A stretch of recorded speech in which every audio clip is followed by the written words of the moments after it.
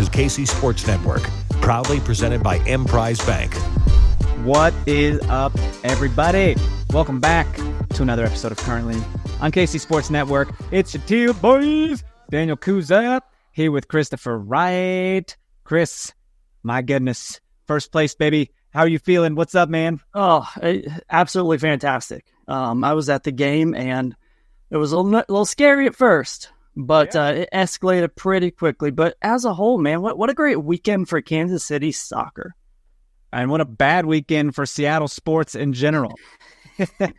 I mean, did they all... I feel like they all just probably shared a charter or something. The Mariners hopped on there with the Seattle Reign and the Sounders, and they're like, let's go take on the entire sports of Kansas City. And they went back sad. We sent them packing. Yeah, real sad, man. I feel like we knew KC Current had to win this game. Like that struggling Seattle Reign coming in, man, like you had to get a little revenge for that 0-0 draw that they celebrated at their own stadium, right? Right. And I've got it. I know what it is. It was the good vibes all around because the Mahomes went to all these games. They went to a Royals game. They won that game. They were over at Sporting won. They came over to KC Current demolished. What a life. What a life. Keep coming out, man. Keep coming out, Mahomes. We love to have you. Keep buying teams and showing up. My God. It is always nice to see them in the house because, I mean, they're very busy, whether it's Brittany having a freaking swimsuit shoot or Patrick doing another one of his 5 dozen commercials. Farm commercials. He's got something out now called Sport Coffee. Have you seen this? I have not even heard of it. Quite interested, if you're going to tell me. First of all, I love sports and I love coffee. You put the two together, I'm going to get excited. Speaking of which, when we spoke with Elizabeth Ball, right, she plugged their, Pitchside Coffee, I think? Pitchside Coffee. So coming soon, right? It's not a thing coming yet. Soon. They have a Instagram account, so obviously I followed that. But that was the first time I've heard of it, right? Like, if I saw Pitchside Coffee, I wouldn't have known that was likely a group effort by a bunch of players, So, great for Elizabeth Ball and her entrepreneurial spirit, right? And it's getting something. I love a good coffee trailer, man. I mean, those people care about serving a good cup of Joe. People still say that, cup of Joe. And are you got that? Yeah, I am. Okay, not often, but I do like coffee. Yeah. So it's not a daily thing in your routine. No, it's more of a social thing. Like if I'm out with somebody or a group, a crowd or group of people, I love getting a coffee. And if they plug that thing on the plaza or inside the stadium themselves, with proceeds going to the company or the players, you will have lines. Oh, for sure. That'd be pretty dope. They can't. They'd have to come run the trailer at halftime. I feel that, dude, I can't go buy coffee at places because I'm for one, I do black coffee. I'm not I don't get crazy with it. I'm not trying to get espresso to jolt my senses and make me jittery and then fall asleep at 2 p.m. Black coffee, it's a natural thermogenic, and it's like from the earth, dude. Now, I don't go get it from places because they don't make it like Daniel does. All right, I'm at home. It's all about the beans, baby. I grind the beans. Got my own grinder. I French press that shit because I got a little boiler over here, a little electric kettle. So then I French press it and then pour that out, and it goes into my coffee sponsorship here. Because no, I'm not. I'm just telling you. Why would I go buy Starbucks? Why would I go pay that much when I can grind? It's all in the beans, man. I got roastery beans at home, and I got my Sonic the Hedgehog changing mug with the heat changing mug thing. I can't drink black coffee, man. I'm a white chocolate mocha from Starbucks kind of guy. Basic bitch. Listen to him. You're all black coffee. Black coffee because I'm a gentleman. I'm a distinguished scholar and a gentleman. And you're like, could I get my white frappa mocha? You know what a French press is? I do, yeah. Okay, Nick doesn't know what a French press is. He doesn't right now. But I will say it's a lot cheaper than going to Starbucks doing your setup. So, dude, you get beans from Sam's Club? I didn't know Roastery even had beans at Sam's Club. we got to get a sponsorship for coffee here and get something good, because I feel like between the plethora of roasteries around Kansas City, there's got to be something. Bunch of roasteries, man. Yeah, that Sam's Club stuff. You're better than that, sir. You're better than that. I'm better. I'm buying roastery beans from Sam's Club, is what I said. It's roast. Okay, what? I got you. You're buying the brand. I got you. You thought I was buying Members Mark brand? Equate. I thought you're getting like an Equate brand or whatever. No, I'm getting the roastery, which they put their product in Sam's and stuff. So you pay a little more money to taste delicious. So what are you gonna do? I was sensing you'd like me to shut up about coffee. No, I was actually gonna jump back in and say, if we got a sponsor, I would absolutely drink the living shit out of it. So, hey. Let's hit the ground. Let's get out there and talk to them. All right. Well, enough about I want to say I was unable to be at this game. Did Chip bring some fun people? He did. Okay. It was, didn't talk to him a whole lot. It was pretty hot, by the way. So it was more of everybody was drinking water, going back and forth, getting water. I saw you guys were drenched in the sun there, man. That couldn't have been too fun. It was one of those things where Vanessa and I looked at each other should we upgrade? Because we just look over and we see everybody in shade looking happy as can be. And then we're fanning. And it wasn't even that hot comparatively. It's going to get worse. So you pay a premium for that upgrade though, man. You really do pay a pretty penny. And, we knew getting our tickets coming into this thing, okay, usually games are in the evenings. We might not get a lot of sun after it drops beneath that west, stand over there, but this was a 5:00 game and that sun was out to play. But the bottom of the field on TV, man, it was dark. It was shaded so well from that west stand that it was hard to see on the television until I'm pretty sure CBS flipped a switch on their lenses and you could see all of a sudden. It was very strange. Could have been my TV, I don't know, but obviously most of the people were at the game, so y'all don't know what I'm talking about. It was great from my vantage point. Fit. Dude, this was a fun one, man. Seattle coming to town. I mean, they got something to prove. They got to the term for that is white balancing. So I don't know what that means, but I'll look it up. We knew Seattle had something to prove here, man, because they're at the bottom of the standings, and we want to get back to the top. Because you know what happened on Friday? Orlando dropped points to San Diego. How pumped were you to see that? Oh, every time they play, I'm hoping for a loss, man. I want their streak to be over. I want them to drop points. It's us and them, right? Undefeated right now? Yeah.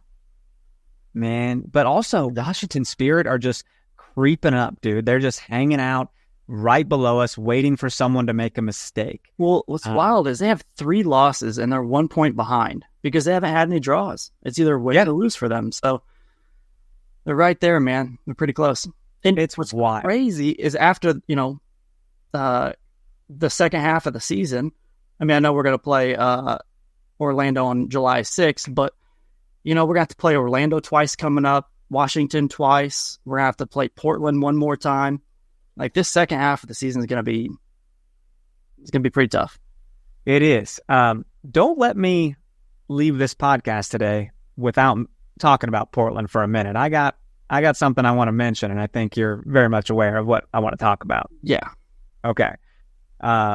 So, dude, we want to recap this whole game from start to finish. There was a plethora of goals, as only KC Current knows how to do at home. They don't have boring games at home. So, but before we do, I want to get our break out of the way because I don't want to break later. So let's do that, and we'll come right back and talk about it. Stay right there. We appreciate you supporting KC Sports Network by listening to our podcast. You have helped us become the highest-ranked Chiefs podcast network in 2022 and 2023. And don't forget about our daily Substack newsletter, the best written analysis you can find on the Chiefs straight to your inbox every day. kcsn.substack.com. What is up? It's Tucker Franklin here to tell you about our friends at PXG. And as a golfer for years, I've been hearing PXG say nobody makes golf clubs like we do, period. And you know what? I got to say that they are right. I went in for a fitting and I got to see firsthand for myself. I went and swung the new PXG Black Ops driver, and it is a total game changer. You no longer have to sacrifice distance for forgiveness. That is absolutely huge. And no matter how good the tool is, getting fitted can take your game to a whole new level. And look, they'll even give you a dozen of golf balls for free just for going and doing it. It's the world-class team of PXG experts will analyze every aspect of your swing with every club and give you feedback in real time how to improve. I went in there, got set up with Alex. She looked at my swing, fixed a couple swing things, but ultimately using the technology of the PXG and the Black Ops driver helped exponentially increase my game, added 50 yards to my drive, added more consistency with my shots, less disparity. It was an absolutely huge game-changing experience. If you're thinking PXG's high-performance equipment is too expensive, their clubs often cost less than the so-called leading brands. Here's what you got to do. PXG made me a believer, and they'll do the same thing for every golfer in Kansas City. Visit pxg.com/KCSN Soccer to schedule your fitting at PXG Kansas City. That's 7517 West 119th Street in Overland Park. Get fitted for any club and you'll get a dozen golf balls for free. That's pxg.com/KCSN Soccer to schedule your fitting. pxg.com/KCSN Soccer. Limit 1 dozen golf balls per person. Promotion ends June 30th. Other terms and conditions may apply. See store for details. Bro, what have you been doing these days? Because I know I don't really see you at soccer games right now because I'm doing my theater business. Closing weekend of Gods of Comedy. It's Big Civic Theater. Come on out. But what are you up to, man? Man, working a lot, but I will say, I think I told you via text that me being an idiot, I signed up for an ultra marathon. Yeah, you told me, and I don't know why I did. What? So it was. You're train for this? I've kind of been training, not as much as I should, because we know you don't like to do that. No, and as it gets hotter, I'm like, I want to do less of it. So yeah, I am more likely to be one of those people who just show up and suffer. So I think that's my strategy. But yeah, that's kind of been it, man. Tell us what an ultra marathon is. How far is that? It's 50K. 50K. So if a 10K is 6.2 miles, you times that by 5, and you're looking at 31 miles? 31.07 miles. Jesus. It's a trail ultra here in Clinton Lake in Lawrence, and it starts at 8 p.m., my friend. 8 p.m. Insane. First of all, I don't like that Nick was surprised that I just did math. Math is the only thing I'm good at. My ACT scores were outrageous with math. Everything else sucked, but math was wonderful. So how dare you doubt me, sir? Dude, wow. Starts at 8 p.m., so you gotta... I don't even know what a time looks like for that. So if I remember correctly, a 10K maybe took me under an hour. So is this going to take you, what, 5 hours maybe? 6? Oh, probably 6, I think. Woof. You don't get, so you got to sleep during the day then and get your sleep schedule taken care of. Yep. Well, now why would they do it at night? Just because it's hot? The heat. Yeah. Then why wouldn't they do it in the fall? I don't know. It's called like the Hawk 50K. I don't know. Interesting. Well, dude, it's going to be miserable. All here, man. Might cry you. I might cry and then call you and, have you come get fetal position. Don't call me. I go to sleep at 10. You're still running. Yeah, I'll be, I don't know, not even a third way through. Holy bejeez. If I think I could, maybe I'll schedule a text message to send you a motivator. I need one every hour. I want you to text me every hour on the hour. Give me an inspirational quote. Can you schedule voice messages? Wow, you wouldn't be anxious. That doesn't sound fun, bro. I did a 6 miler, I think, yesterday, and it was miserable. The heat was miserable. I don't know what I was thinking. I thought I'd be training more at this point as well, but here I am. Wow, we're different. We're different people now. We've gone different, separate ways. So, okay, man. Game time. It's here. Sunday happened, and boy, oh boy, it was 7 goals from 5 different goal scorers, and Seattle got on the board first, man. That Jordan Heitema is a pretty good little player, wouldn't you say? Yeah, she's the one. She's very. She's that type of player who.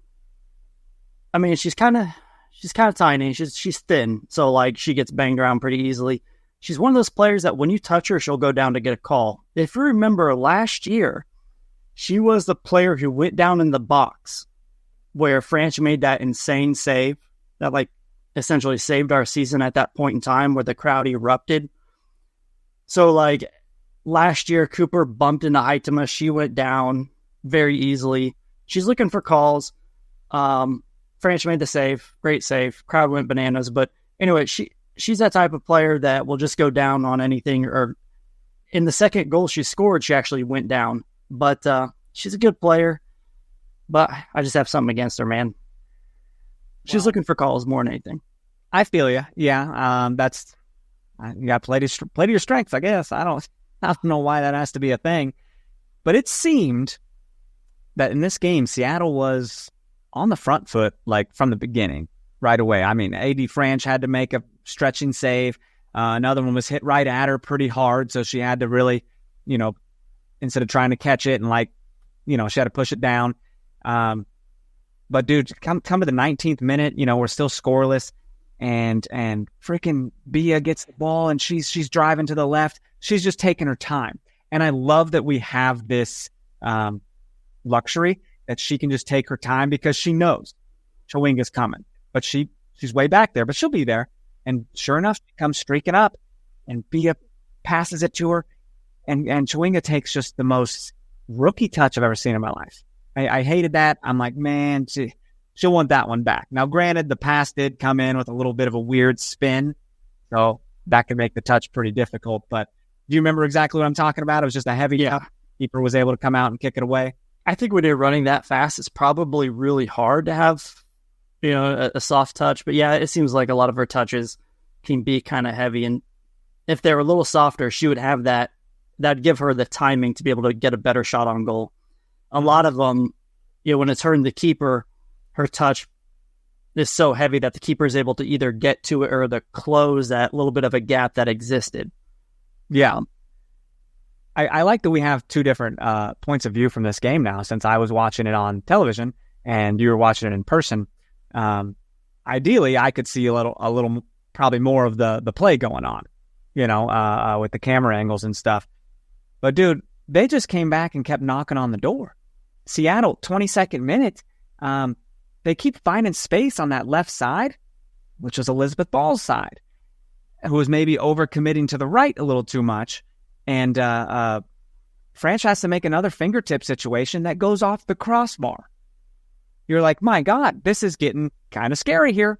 Like, something's going to happen. And then sure enough, man, 24th minute, freaking cross comes in from way outside the box, and Heitema just puts a foot on it. It sucked. It sucked to be down in the first half in a fortress that we're not used to being down in. Yeah, it was a great finish by Heitema. I know I just gave her a lot of shit, but it was a fantastic finish. Running in traffic, you don't know if you're going to get leveled by the keeper or not.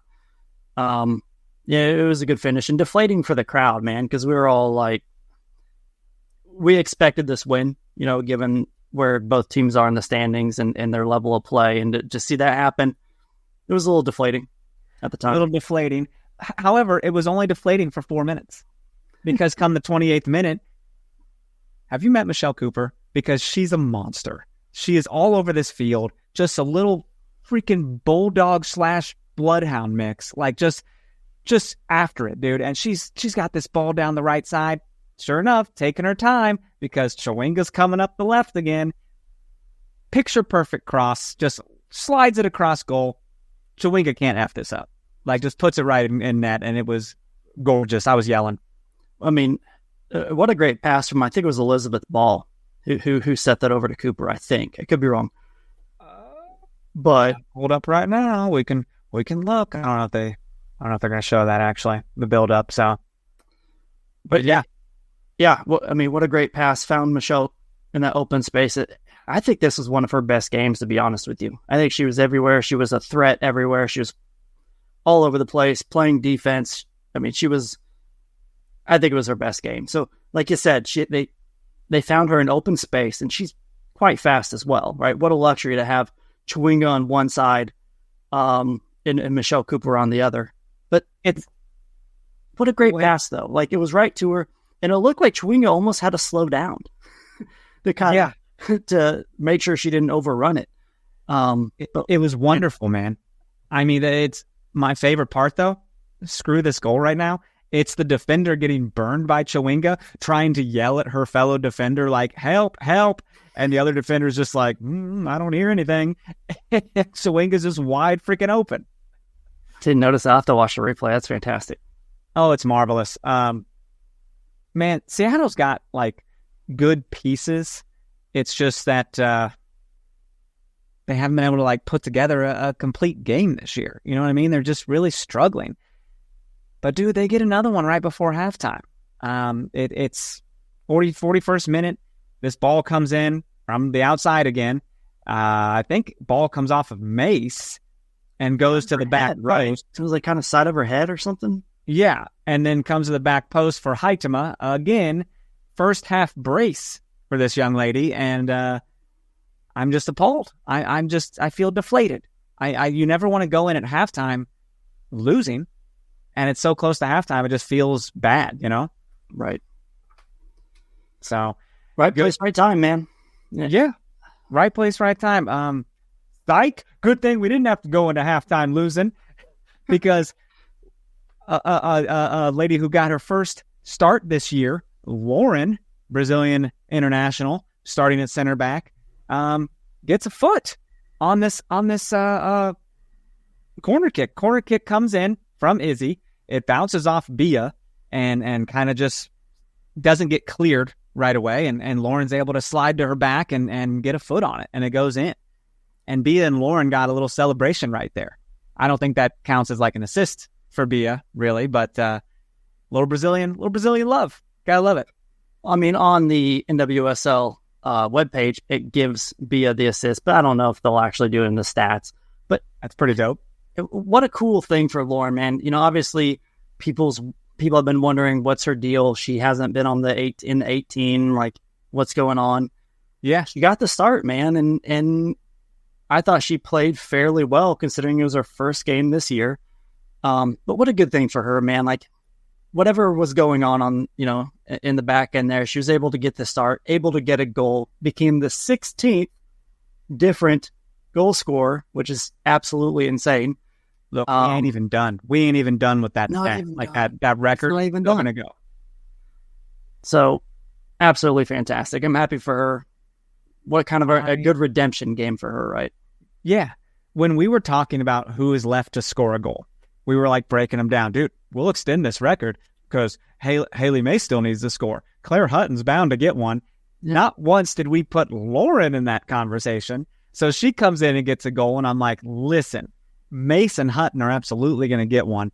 Not only did we break this record at 15, but, dude, it can extend to like 18, 100%. Yeah, I mean, we're at 16 now. If you put Mace, Hutton, and Nichelle Prince, I mean, we're to 19. Yeah. And then if Bollisager gets one, which could happen, she's good in the air if she's, you know, if she's on the field, but that could technically be 20. So who knows? But I'm happy for Lauren. Yes, absolutely. To which I want to say right now, I think that's our Holiday Distillery toast of the match. I mean, it has to be because you get your first start and a goal, and you're a player that hasn't been playing, you know, or even in the conversation, not even on the bench at times. So, Lauren, Holiday Distillery toast of the match. Thanks for showing up and getting shit done. You know, that goal at the end of the first half was crucial, man. To go into halftime, technically 0-0, you know. However, I would love to know what that halftime conversation was because shit got crazy.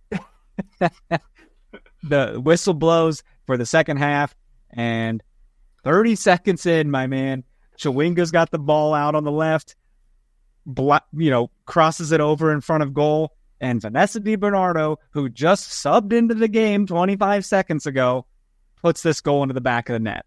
First time volley. And she is more excited than I could have ever been. This was awesome, dude. Did you lose your voice on this goal? Because I wanted to.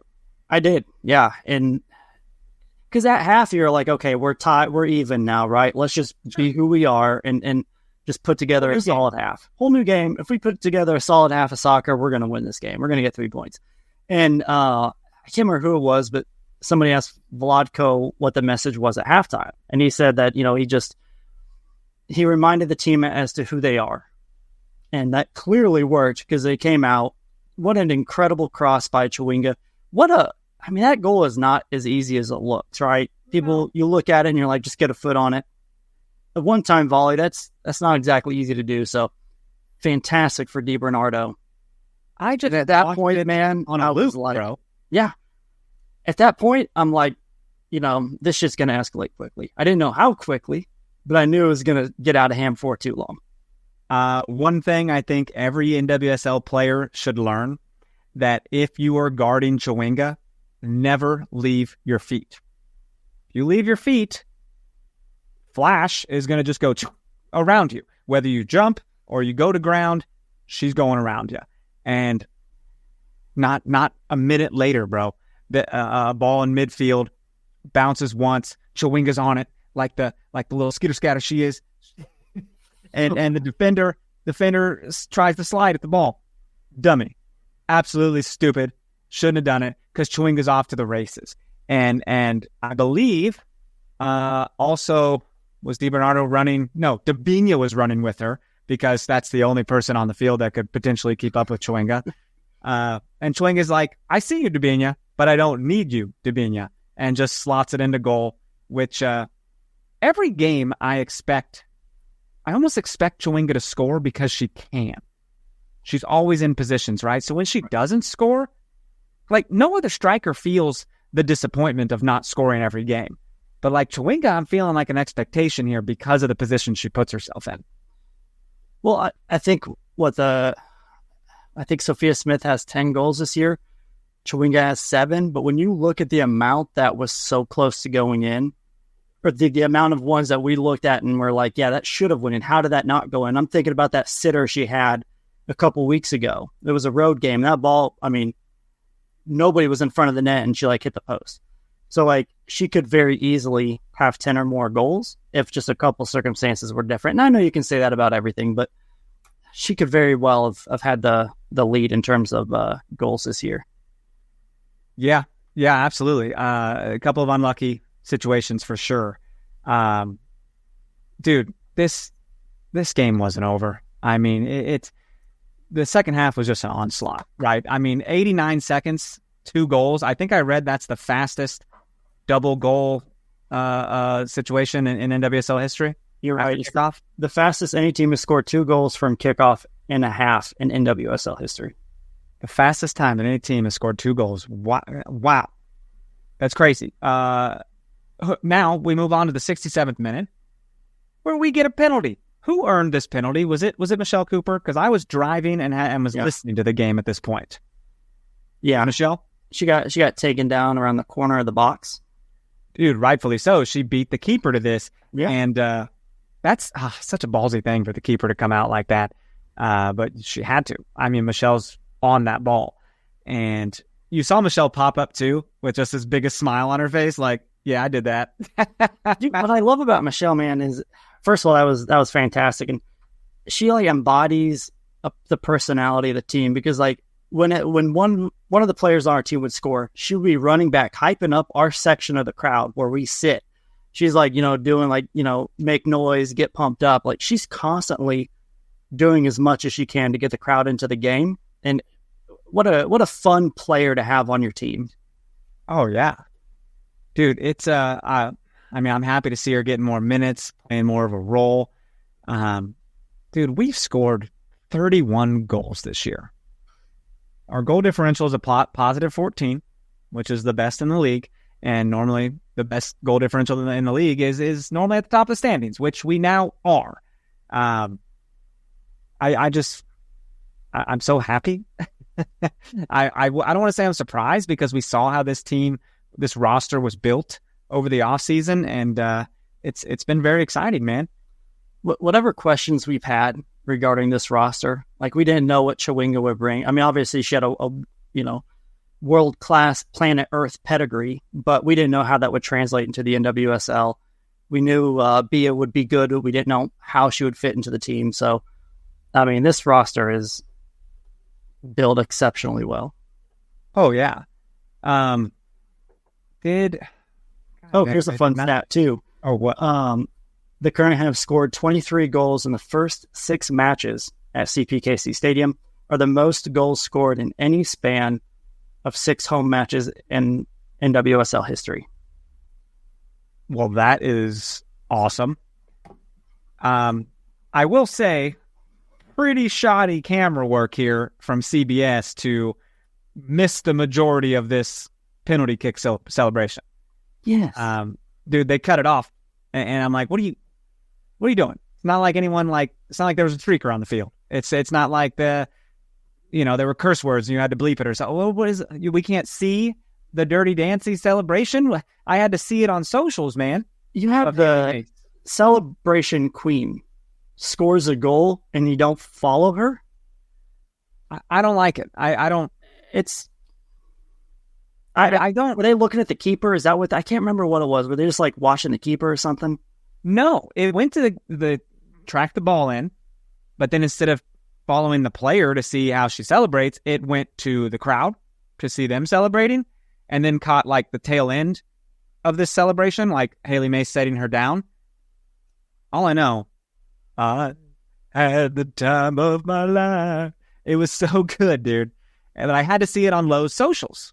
And that's not how I prefer to see it, man. I want to see it live in living color. And are they telling us not to celebrate? Because Vlatko got some heat for that. People were like, oh, Vlatko doesn't want us to celebrate. And he's like, that's not what I mean. He's like, I just want us to do our job and not worry about anything else. Yeah. Bad CBS. Should have had that, man. So that's some NWSL plus level stuff, CBS. What are you doing? Are we missing that stuff? Terrible. Dude, it's 5-2. I really hated that we got a full 14 minutes of added extra time here at the end, because I was like, Jesus, will you just put Seattle out of their misery? But do you think Seattle was like, all right, guys, we got 14 minutes to score 3 goals? Like, do you think they were thinking of it like that? Because that's more than enough time to do it. Common sense would say like they're probably just mentally defeated. However, we have given up goals at the end of games at home. So, yeah, you got to play to the whistle. We close it out, man. It's, a win's a win. I mean, whether it's 1 goal or 3, but damn it, if I don't like these 3-goal wins, it just feels like a lot of fun. It's a lot less stress and anxiety as a fan, man. Like when we were down and then we were tied and then we went up 1, I was relieved, but still anxious, right? And then once those other 2 goals came, I was able to enjoy the game without my heart rate going through the roof. We stay unbeaten, man. It's quite the streak we have going on. There's a game this Friday. You got Chicago Red Stars coming to town. They're kind of mid. They're not bad. They're not good. They have moments. So we'll talk about that here in just a minute. But anything that really stood out to you in this game? I mean, other than my big ones were bringing in DiBernardo and Debinha at Haas. Like, wow, what super subs, right? To make an impact on this What game. a luxury. Yeah. Chawinga is so much better when she's not the main focal point of the attack. Mm-hmm. I mean, when she has to be that player, it's just hard, right? Like, it's hard for any incredible player. To have Bia and Debinha supporting Chawinga is just a holy shit moment. Like, I don't want to be a defender. Yeah, I mean, your front line is Chawinga, Bia, Michelle Cooper. You take a look at the midfield. You got Debinha, DiBernardo, Lowe, Hutton. I mean, it's so deep. It's so incredibly deep that I really like what Vlatko's doing in terms of subs, right? He's keeping And we got some veteran players, right? Like, obviously, Dabinia, DiBernardo, Bia, they're veteran players, and I would love for them to be playing a full 90 every day, but this is a long season, man. I want to manage it the best I can. And with the depth we have, Vlatko's done a really good job doing that. Yeah, absolutely. It's like they want, a potential starting 11 on the bench. You know what I mean? It's kind of looking that way. It's pretty wild that all these players, anybody could come in and make a difference. And some of them are rookies, and someone like Claire Hutton, who's getting an outrageous amount of playing time, is really making a difference on this team. Oh, not to mention Hannah Gloss is now off of season-ending injury. So she wasn't available for the game, but that might be something we can see. We don't know much about her, so that's exciting. I would love to see her out there and make a contribution. World-class player when she's healthy. Yeah. I want to mention that around the league, well, we got Chicago coming into town on Friday, 7:00 match, Prime Video, exciting stuff. I'll miss you out there, but I will have it on Prime Video. I'm watching when I can. But dude, Chicago had the first ever soccer match at Wrigley Field in Chicago, where the Chicago Cubs play. Historic field, historic evening. They welcomed more than 35,000 fans, which I believe is a record for an NWSL match. So cool for them. I mean, that's great. They don't even really fill a regular stadium. So why did this happen? I mean, typically, I don't know what their average is, but every time I swear I look at the graphic, it's like 5,000. Yeah. However, you lived in Chicago, so you know how difficult it is to get out to that stadium. It is. It's not very fun. Yeah.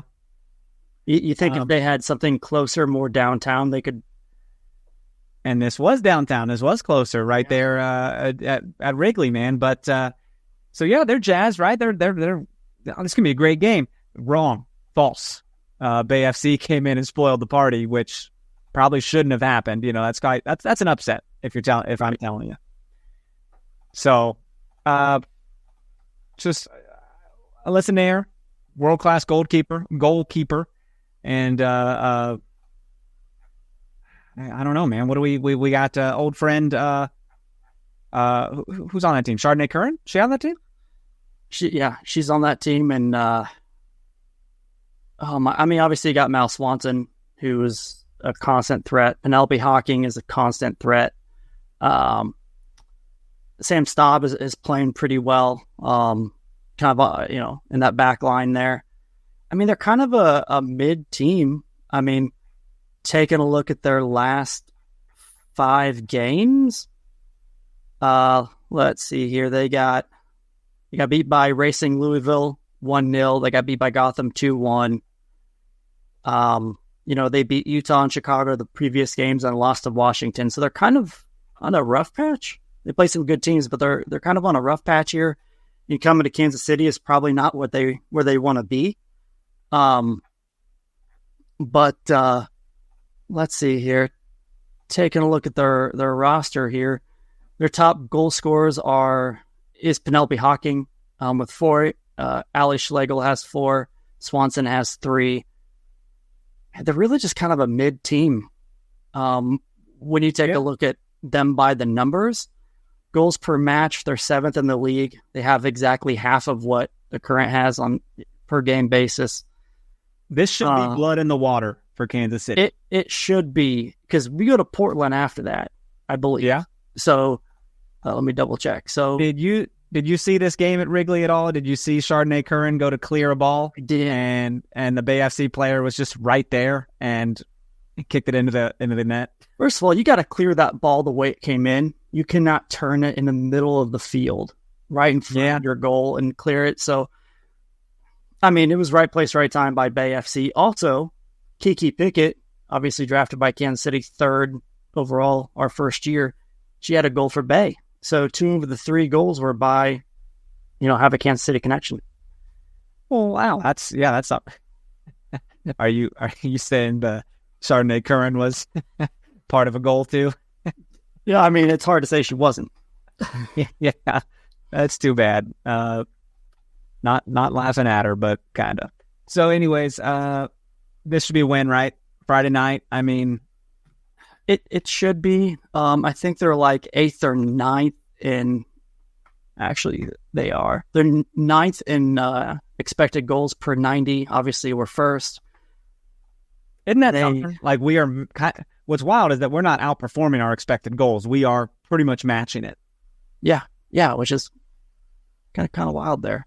Yeah. A couple of stats that really jump out to me is Chicago is 9th in how many corners they take in the league, and then oh gosh, what was it? Accurate crosses per match.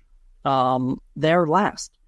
So I know we kind of struggle on corners. I know we struggle on crosses into the box, and they're towards the bottom of the barrel in those two stats. They're 11th in touches in an opponent's box. So as long as you can keep them out of a counter, I think we're going to be successful. You put Swanson and Hawking to the races, and they're going to be successful. You keep them in front of you, I think we're going to have a good game. I agree with you. What did you get this last week? And you get some teal towels? Yep. Got a couple teal towels there, which were incredibly helpful. Most people had them over their heads. I saw that. Protect them from the sun. Yeah, you got some with some Pride festivities going on all month, right? Yeah, I saw they had. I think there was a Pride parade, and I think it had like 4 or 5 players for the Current showed up. And I know we talked about it last week, but I like how we like how the Current, they're attached to some of these events, right? They're trying to promote it and really be one with the cause there. So yeah, it's also going to be Pride. Was it Pride game? Pride, what is it? Is that this Friday? I think it's this Friday. Yeah. Okay. So they probably have some merch, some memorabilia given out and stuff. They have a cool scarf. They showed a preview of the Pride scarf. Looked pretty damn cool. Yeah. Okay. Interesting. Dude, so I want to talk about, you've mentioned Sophia Smith a couple times as, golden boot leader in the league, right? Right. Dude, have you ever seen a player get a second yellow card as a bench player? Like, has this happened, folks? She gets a yellow on the field, for time wasting. Okay, I always think that's the shittiest way to get a yellow card. Like, the dumbest. What are you doing? Like, it's play the game. Stop doing this. Like, it's just, I hate that it's part of the game. It's what people hate about the game. Yeah. So, the fact of the matter is, she enjoyed this. She thought this was funny. We don't. As fans, we don't enjoy watching this happen. And she's on the bench now in the second half towards the end of the game. And the ball rolls out of bounds towards her. And she gets up with kind of a little smirk on her face to her teammates and friends and scoops up the ball and hides it under the bench. And then is like, oh, hold on, let me get that ball for you that I just put under the bench. And the referee's like, what are you doing? That's time wasting. You are getting a second yellow. Leave the game. The only thing I was sad about is they didn't have to play a player down. I would have loved that. Well, I kind of wish we played him next week because that would have been. Yeah, we missed it by a game. Yeah, and she scored in this game too, right? Scored. Okay. Yeah. So that's the thing, right? You want to be a golden boot leader? Well, you're taking PKs. We don't track those. We don't. That doesn't count. Yeah, Chewinga's isn't taking them. It's low. Yeah. Doesn't need to. So they need a secondary golden boot for people who don't take penalties. I just thought it was funny. When I was looking online, some people were saying that she didn't mean to. To me, she clearly did. What? She was, dude, her whole demeanor was like, look at me being a sneaky snake. Like she meant to do that. A lot of people said it looked like it was accidental. I think she did it on purpose. There's no doubt in my mind. And what I hate about it too, or what frustrates me is like, it's a 1 goal game. Like, yeah, you never know what could happen. it doesn't happen often, but we see times when there's like at the death, like a cross that comes into the box. It doesn't happen often, but it could happen. So by you wasting time, that absolutely deserved a yellow. And it was unnecessary. It was so unnecessary. Completely unnecessary. Dude, I'm watching it right now. She's absolutely knows what she's doing. She's got a smile on her face. Referee's like, okay, here's your second yellow. Here's your red. And Sophia Smith is just like acting shocked now. And it's like, you were just smiling about this. You know damn well what you did.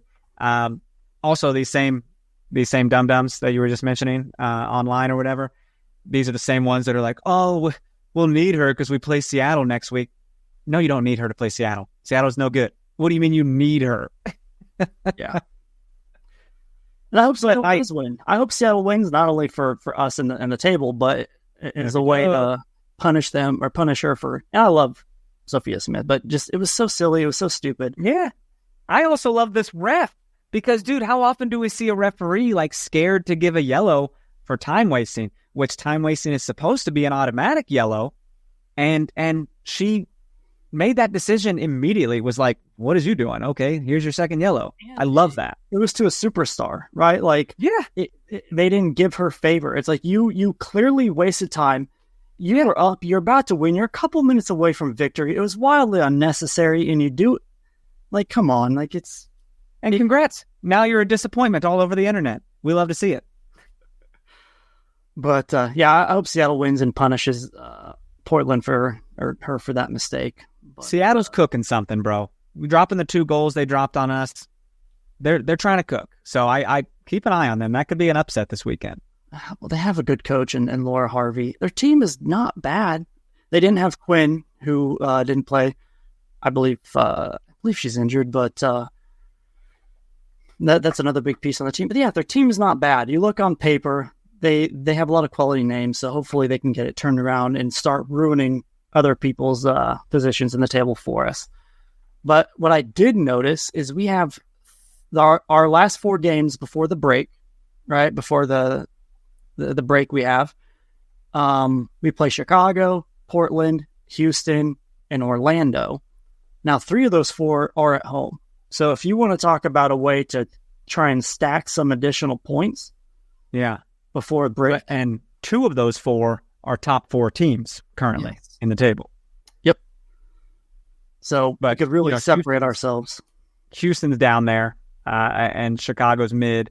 But I mean, Portland and Orlando are going to be crazy. Good games coming up, though, man. My goodness. Yeah. But can't look past this Friday. Nope. Chicago's going to be a little hungry, a little disappointed coming off that loss at Wrigley. So they could be something. Agreed. Now, Mal Swanson, did she play in this game at Wrigley? She did. Yep. She did. Okay. Just seemed pretty quiet. I didn't really see her doing a whole lot. I mean, let's see here. Yeah, according to the FOTMob rating, she had a 5.9, which is pretty low for her. Out of 10? Out of 10. Yeah. Well, yeah, out of 10. Chewinga. Pretty low. That's an F. That's an F. We don't round up. We don't grade on a curve. That's an F. Chewinga, for example, had a 9.3, although that is very high. But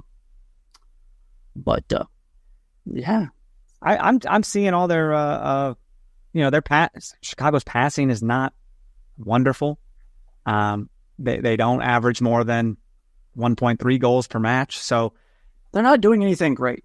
Everything they're doing is mid to low. Hopefully, we can catch them on that. Kind of on that. Oh, 100%. 100%. Just jump on it early. Get going crazy. You're on Prime Video. Knock this out of the park. You know what I mean? Send them packing. And this is where I would love to have Gabby Robinson, because she's a unicorn in the way that she's fast, right? She can keep up with their best, speediest player. True. She chases Chewinga in practice, right? Like to have her go up and kind of attempt to lock down a player like Swanson, I think would have been crucial, but it's obviously not the case. But they're going to have to game plan to keep Swanson from. What's pretty nice is we don't need our defenders to go up and beat much of the attack, because our attack's pretty good. Yeah. So, like, our defenders shouldn't have to make these gut-busting runs to go track down a striker from the other team. You know what I mean? Right. So, I don't mind not having speed back there. Not that Lauren and Elizabeth Ball aren't fast people. I'm not going to race them and tear my hamstring off the bone. Okay. But dude, it's this is an important game. I saw that they played this last game for Gabby. They held her jersey up and everything. I mean, they were showing love, man. I've never really seen a team have that kind of love for a player that gets injured. I was almost surprised, like, what is she ill or what? But just because no one does this, and I just think that's the love and commitment that this team holds for one another. That one of theirs is injured and out for the season, and they're like, "This is for you, girl." Well, you saw Elizabeth Ball when she scored; she went right to Gabby. Yeah, celebrated with her. In a league where players take your job, like in a league where your job is never safe because there's somebody chomping at the bit to take your position. Yeah. Gabby, that was her starting spot.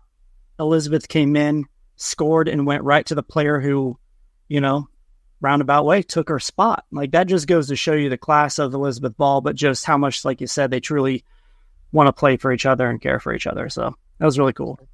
Bro, in high school, the starting tackle was pulled and I was given the opportunity. I went in there.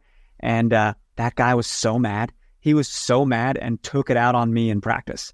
Like, I got very hurt by this man because I was put into this opportunity. And I didn't last long. He was better than me. But that's that ferocity that, like, male sports have. But I just think women's sports is different. But like better. They're better than us. They're not going to try and, sabotage each other, right? Because you hear stories of that in men's sports. Women are better than us. I'm not going to lie to you. I have women friends who I just get along with better than male friends. And I have, like, women's sports in general are so uplifting. And men's are toxic. We're yelling, we're cursing, we're throwing up middle fingers. But we need to get on board and boo some of these women players. Can we just give a boo every now and then? Can we pick one player to boo?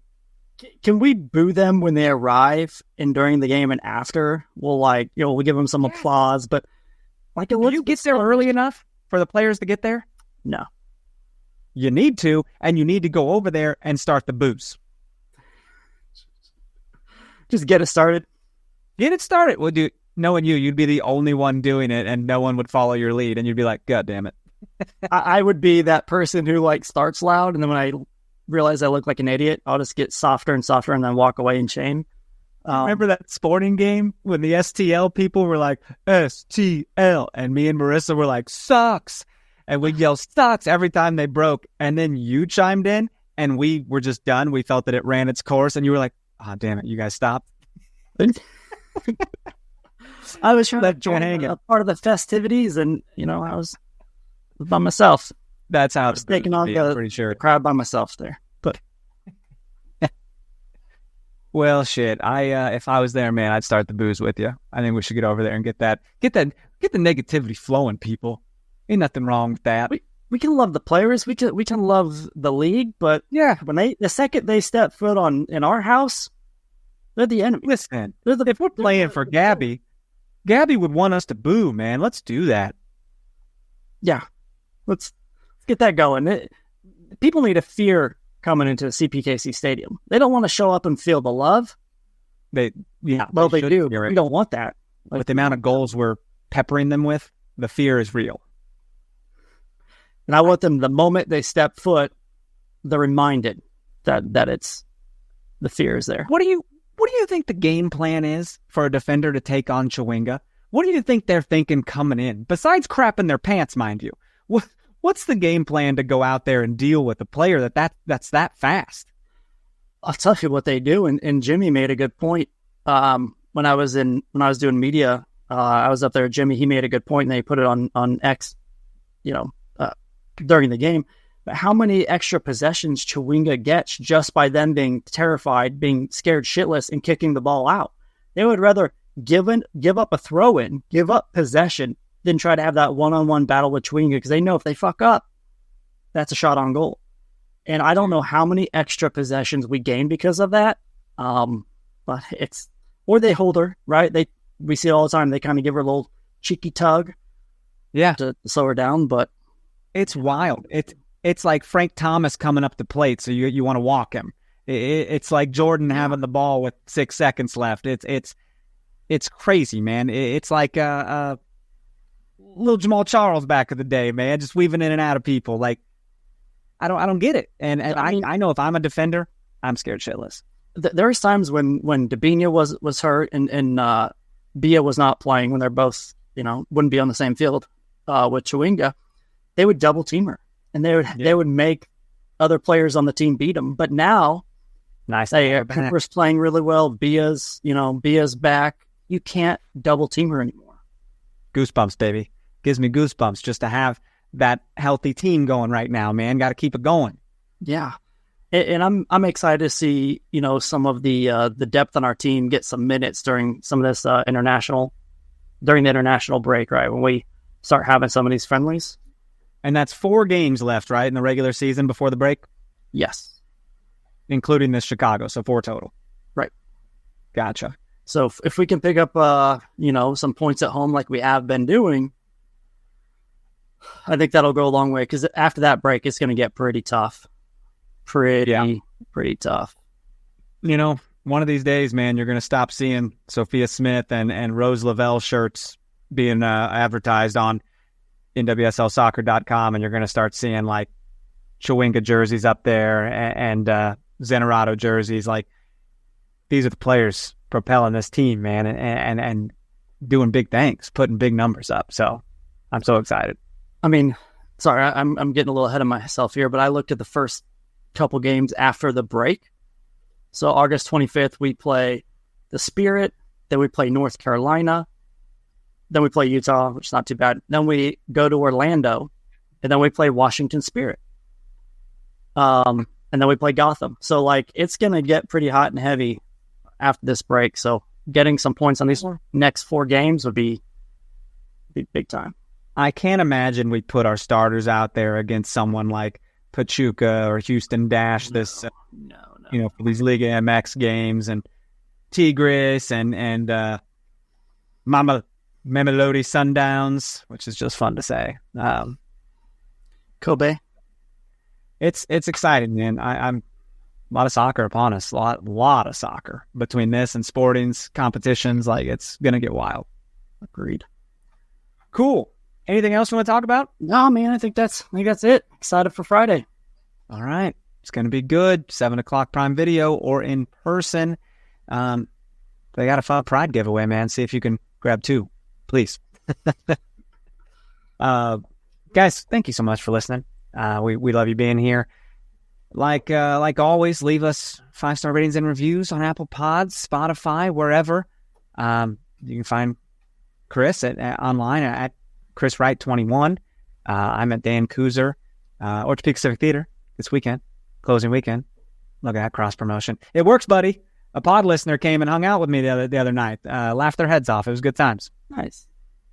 And you can email us, knowthepod@gmail.com. You got any takes, any hot goss about things we want to talk about, and we'll just be back next week, folks, with more of the same Field Boys. So for Chris, I'm Daniel. Love and kisses. Bye-bye.